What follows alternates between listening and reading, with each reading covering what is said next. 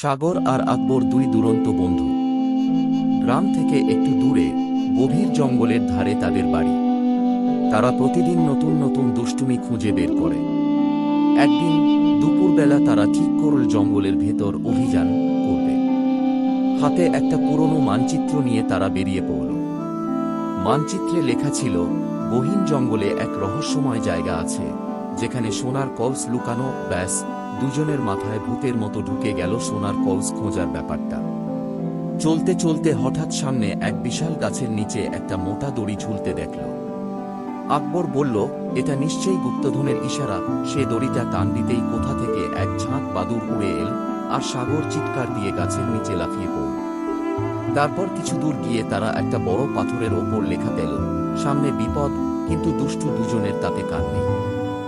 একটু এগোতেই একটা মাটির কলস দেখে উচ্ছ্বাসে লাফিয়ে উঠল। আকবর বলল, এই তো গুপ্তধন। সাগর কলসটা তুলে দেখল, সেটার ভেতরে শুধু শুকনো পাতা আর একটা চিরকুট।